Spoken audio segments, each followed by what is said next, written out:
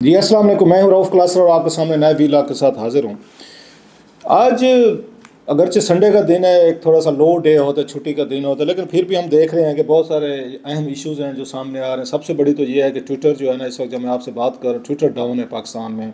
मैंने कोशिश की तो मुझे लगा कि वो ये ट्वीट्स जो है ना अपलोड नहीं हो रहे, तो मैंने किसी भी दोस्त से पूछा मैं कि क्या मसला है, कि आपके यहाँ भी ये प्रॉब्लम आ रहा है? तो उन्होंने ये बताया कि ना बिल्कुल इस ट्विटर जो है वो डाउन है। तो वजह ये बताई जा रही है कि आज मैनिफेस्टो शायद लॉन्च कर रहे हैं पीटीआई के लोग जो, प्लस शौकत खानम की फंडिंग का जो मसला जो है, तो वो भी उसकी फंडिंग भी जो है वो भी साफ ज़ाहिर ऑनलाइन उन्होंने करनी होती, वो भी की जा रही है, जिसकी वजह से ये अब तक ये अगर रिपोर्ट्स आ रही हैं अब मुबैना तौर पर कि इसको ये ट्विटर जो है ना उसको वो डाउन है, इस वक्त नहीं चल रहा, ट्वीट्स वगैरह अपलोड नहीं हो। ज़रूरी नहीं है, बाज़ दफ़ा माजी में हमने और भी देखा है कोई टेक्निकल वजूहत भी हो जाती होती हैं, तो लेकिन अब की दफ़ा ट्विटर का डाउन होना, आई डोंट नो कि अगर पाकिस्तान में बग़ैर इंटरनेट को उसको किए, उसको रोक के या स्लो किए बगैर आप उसको ट्विटर को कैसे उसको डाउन या उसको डाउन किया जाता है। मैं आई एम नॉट कोई टेक्निकल एक्सपर्ट नहीं हूँ, सो मुझे इसके बारे में ज़्यादा पता नहीं है कि पहले भी हमने देखा कि बाज़ दफ़ा हो जाता है ट्विटर के टेक्निकल फॉल्ट हो जाते हैं, लेकिन बताया यही जा रहा है कि मेन इस वक्त जो पाकिस्तान में प्रॉब्लम है वो फंडिंग और मैनिफेस्टो जो है ना पीटीआई का और कैंसर हॉस्पिटल का, उसके हवाले से। आई होप कि ऐसे नहीं होगा और इस तरह की खबरें जो हैं वो नहीं होंगी कि पीटीआई को अगर आपने उनको मैनिफेस्टो से रोकना है, अगर वो प्रेस कॉन्फ्रेंस कर सकते हैं, वो लॉन्च कर सकते हैं, वो बहुत सारी चीज़ें बता सकते हैं, तो फिर उसके बाद अगर ट्वीट्स करने हैं या उन्होंने उसको फैलाना है वो लेकर, आई डोंट नो कि उसको कैसे आप उसको रोका जा सकता है। खैर एनीवे, इसके बारे में अभी कोई मज़ीद वजाहत तो मेरे पास नहीं है, सो मैं इससे ज़्यादा कोई इस पर कॉमेंट नहीं कर सकता अनलेस इसकी कोई क्लैरिफिकेशन सामने आए, कल को पता चला नहीं जनाब ये वजूहत नहीं थी, कोई और चीज़ें थी। ये तो एक तो और था। साथ में जो बड़ी एक अहम चीज़ आ रही है, चौधरी निसार अली खान साहब जो 5 साल बाद वो रहे अंडरग्राउंड रहे हैं या चुप रहे हैं, और उन्होंने घर बैठ के अपनी शिकस्त के बाद अपना वक्त जो है ना गुजारा है। बड़ा समझदार मतलब पॉलिटिशियन मैं समझता हूँ इसी तरह होते हैं कि वो बैठकर अपना जो वक्त है, मतलब पेशेंस एंड वेट, जो मैं हमेशा कहता हूँ वेट एंड पेशेंस, जो मैं इमरान खान साहब के हवाले से कहता रहता हूँ कि उनमें इस बात की शदीद उनकी कमी है कि अच्छा मैच्योर सियासतदान जो है ना वो पेशेंस भी दिखाता है, वेट भी करता है, अपने टाइम का वेट करता है, उस वक्त तक नई लड़ाइयाँ, नई बैटल्स, नई महाभारत जो है ना वो पिक नहीं करता। और यही वजह से खान साहब को हमने देखा है पिछले 2-2.5 सालों में, अगर आप देखें तो बेसब्री जो है ना वो उनमें मेरा ख्याल है बहुत ज़्यादा रही, जिसका नतीजा ये निकला है कि वो इस वक्त अडियाला जेल बैठे हैं। लंबी एक डिटेल है जो आपको बताई जा सकती है कि इन लोगों ने पेशेंस शो किया और वापस पावर में आए, मतलब जरदारी साहब, गिलानी साहब, नवाज शरीफ साहब,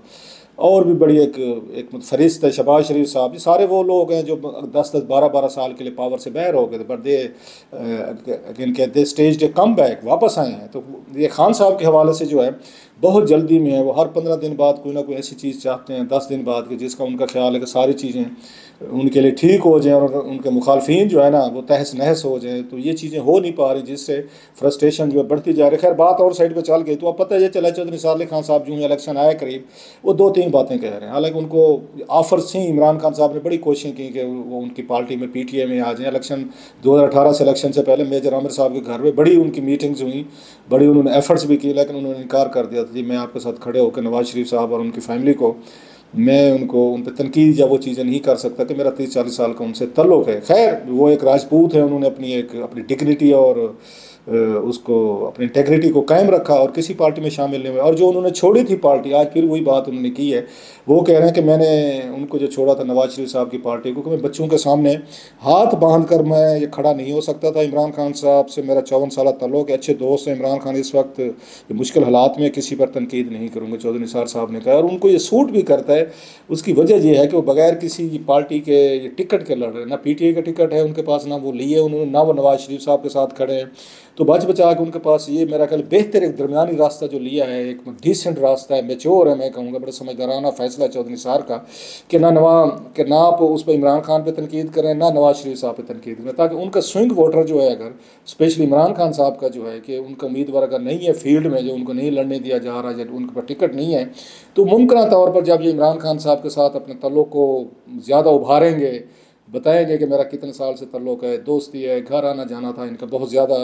जैसे मैंने कहा, फिर एशियन कॉलेज में इकट्ठे रहे, फिर यहाँ पे अपोजिशन में इकट्ठे रहे, कई दफ़ा हमने पार्लियामेंट में इनको इकट्ठे देखा हुआ है। सो चौधरी साहब इस बात का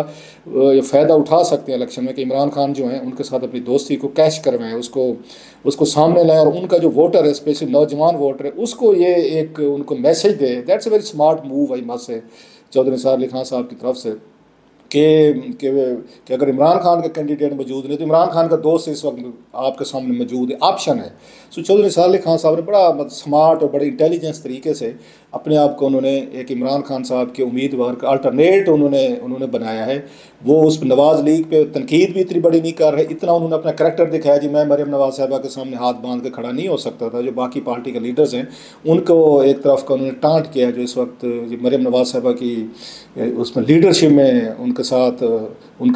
आगे खड़े हो, तो चौधरी साहब ने अपने आप को सेपरेट किया कि मैं उन लोगों में से नहीं हूँ जो मरियम के आगे या पीछे हाथ बांध के चलेगा और उनसे टिकट के लिए या पावर के लिए लेगा। सो एक तरफ तो उन्होंने वो एडवांटेज लिया, लेकिन तनकीद भी नहीं की। लिया नवाज शरीफ साहब का जो पुराना वोट बैंक है या इनका अपना है,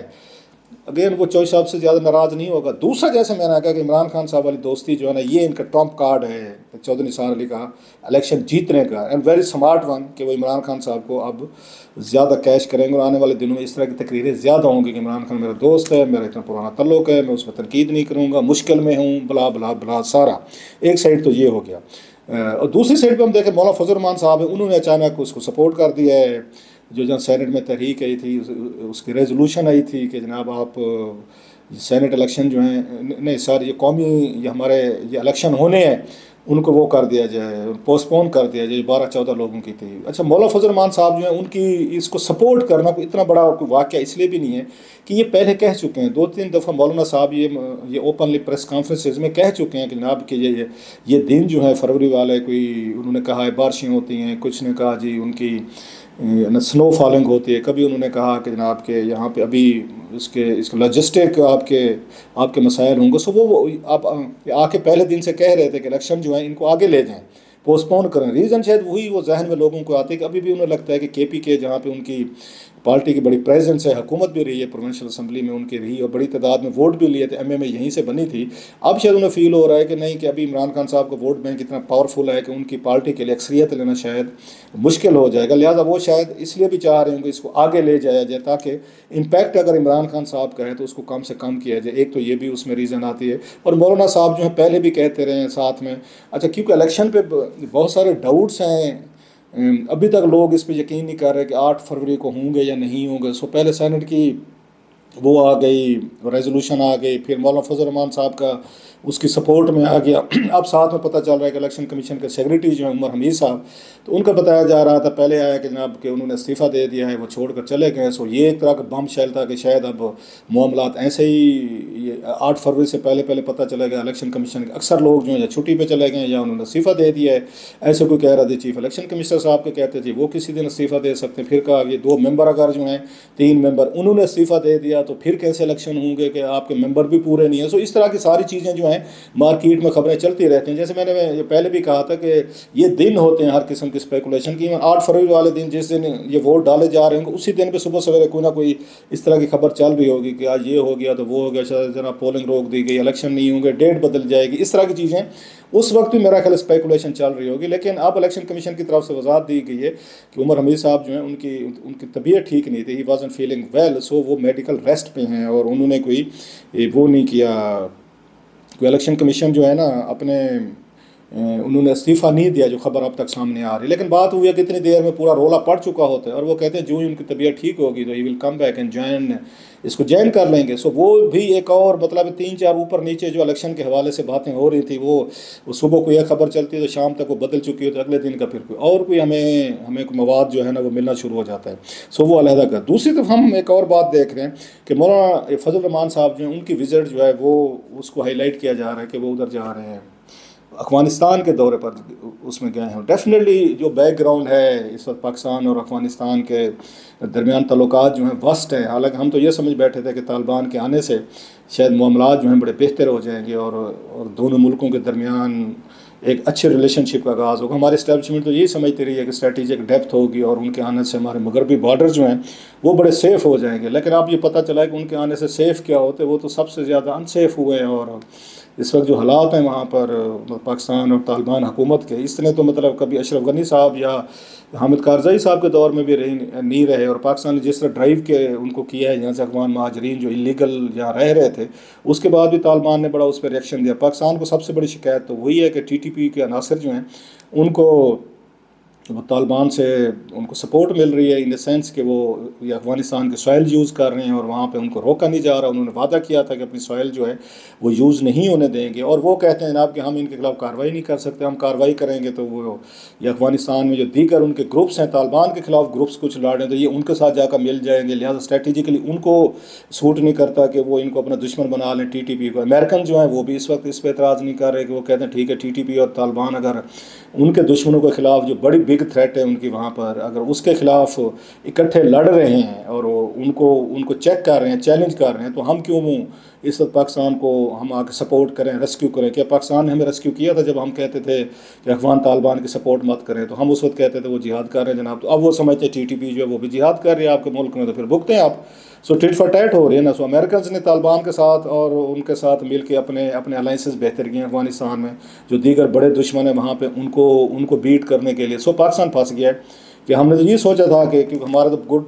गुड तालिबान बैड तालिबान खेल रहे थे, कि जो अफगानिस्तान में कार्रवाइयाँ कर रहे थे तालिबान वो ठीक कर रहे थे, हमारा ख्याल था। जो पाकिस्तान में TTP कर रही थी वो गलत कर रही थी। दुनिया कहती थी आप सब की ये मजम्मत करें कि सारे जो हैं वो हैं बैड तालिबान है। हम कहते नहीं, हमारे वाले जो जिनको हम सपोर्ट करते हैं वो गुड तालिबान है, जिनको आप सपोर्ट करते हैं वो बैड तालिबान है। खैर मौलाना फजल रहमान साहब जो हैं, क्योंकि इनका बहुत बड़ा पुराना एक तालिबान से एक ताल्लुक़ भी रहा है, रोमांस भी रहा है, वो इनको बहुत सारे लोग इनको उस्ताद भी मानते हैं। सो अगर मुमकिन है कि वो थोड़ा सा आइस ब्रेक करने के लिए गए हों, क्योंकि तालिबान और हुकूमत पाकिस्तान के दरमियान एक ये भी हो, दूसरा एक और भी हो सकता है कि इन पर पिछले कुछ अरसे में मौलाना फजल रहमान साहब पर भी अटैक हुए हैं, हमले हुए हैं। उनके पीछे भी कोई यही बताया जा रहा है कि इस तरह के अनासर हैं। तो ये भी एक पॉसिबिलिटी हो सकती है कि मौलाना साहब एक मैसेज देने के लिए काबुल गए हों। अपने लोकल जो उन पे इस तरह के तालिबान के कुछ उसमें स्प्लिंटर ग्रुप्स हैं